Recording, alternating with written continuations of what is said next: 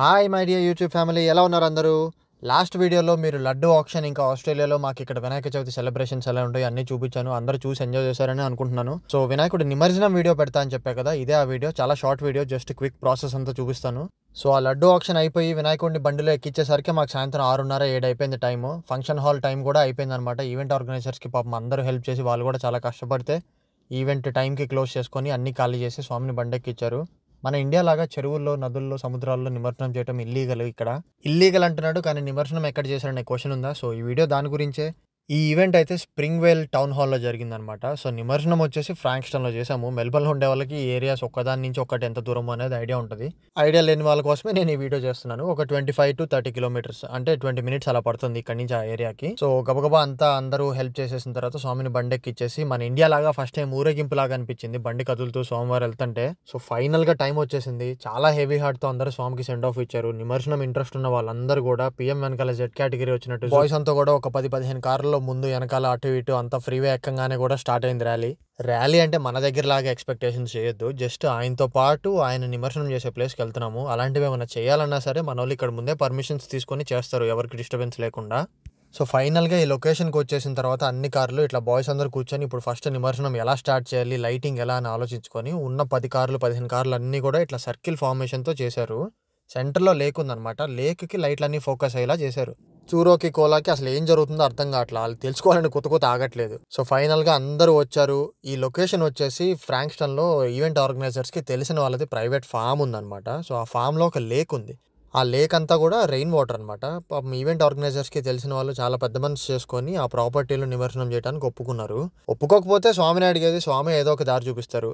ఇట్లా ఇంటికి దూరంగా ఉన్నప్పుడు మన కల్చర్ ఫాలో అవుతూ మన వాళ్ళందరూ కలిసి ఉన్నప్పుడు మీరు ఏమాత్రం కూడా ఆస్ట్రేలియాలో ఉన్నట్టు ఫీలింగ్ ఉండదు. పక్కా ఇండియాలో ఉండి ఇండియన్ ట్రెడిషన్స్ ఫాలో అవుతున్నట్టే అనిపిస్తుంది. చూసారు కదా, ఇది సెంటర్లో లేక్. అన్ని కార్లు అట్లా లైట్ అక్కడ ఫోకస్ చేసి నిమజ్జనానికి వీలుండేలాగా చేస్తున్నాం అనమాట. స్ట్రాప్స్ అన్ని తీసేసి ప్లాన్ చేసుకుంటున్నారు ముందు. చిన్న విగ్రహాలన్నీ కూడా ఎక్కడ నిమజ్జనం చేయాలి, పెద్దది ఎక్కడ నిమజ్జనం చేయాలని చెప్పేసి. సో వర్షం పడితే లేక్ లో స్టోర్ అవడం ఒక్కటే కాకుండా పైనుంచి నీళ్లు ప్రవాహాల్లాగా ఒక దారి ఉందన్నమాట. చిన్న విగ్రహాలు అందరూ తీసుకెళ్లి ముందు ఆ దారిలో నిమజ్జనం చేస్తున్నారు.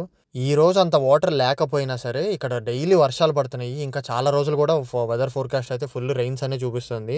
ఆ నమ్మకంతో ముందు చిన్న విగ్రహాలని లోపలికి నీళ్ళు వచ్చే దారిలో పెట్టేశారు అందరూ. మిగతా ప్రాసెస్ అంతా నేను చూపించే ముందు నాదొక చిన్న క్వశ్చన్. మీలో ఎంతమందికి వినాయక చవితి అయిపోయిన తర్వాత విగ్రహాలని ఎందుకు నిమజ్జనం చేస్తామని తెలిసే ఆన్సర్ కింద కామెంట్ చేయండి. నేను లాస్ట్లో చెప్తాను.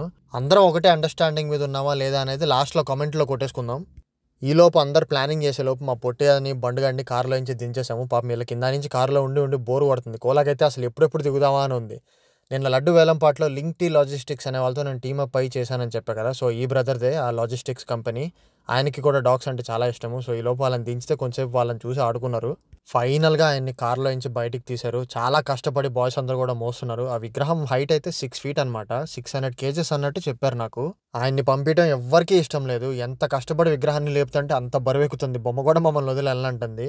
స్వామిని నిమజ్జనం చేసే ముందు ఎప్పుడు కూడా ఇట్లా ఫ్రంట్ నుంచి చేయకూడదు, వెనక నుంచి తీసుకువెళ్ళాలంట. అందుకని చెప్పేసి డైరెక్షన్ తిప్పడానికి చాలా కష్టపడ్డాం, ఎందుకంటే స్లాంట్గా ఉండింది. కష్టపడి మొత్తానికి ఆయన అయితే ఇట్లా నిమజ్జనానికి తీసుకెళ్ళిపోయాము.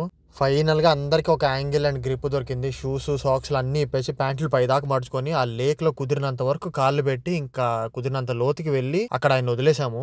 మాకు ఈ రాత్రి టెంపరేచర్ అయితే 10 or 9 ఉంది. లిటరల్గా వణుకు పుడుతుంది ఒక్కొక్కరికి. నీళ్ళల్లోకి కాళ్ళు పెట్టాలంటే చాలా చల్లగా ఉండింది.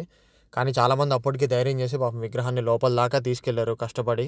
ఇట్లా నిమజ్జనం అయిపోయిన తర్వాత సగం విగ్రహం పైనే ఉందని చెప్పేసి పాపం బ్రో మొత్తం విగ్రహం అంతా నీళ్లు చల్లుతున్నాడు. ఎప్పుడు కూడా ఆయన ఇట్లా ఉండకూడదని చెప్పి అంటారు, కానీ వర్షం గట్టిగా పడుతుంది మాకు. ఇవంతా కూడా నీళ్లు నిండిపోతాయి నార్మల్గా అయితే. ఇక్కడ ఉండే వాళ్ళకి ఈ విషయం తెలుసు కాబట్టే ఈ ఏరియాలో వచ్చి నిమజ్జనం చేసాం మేము.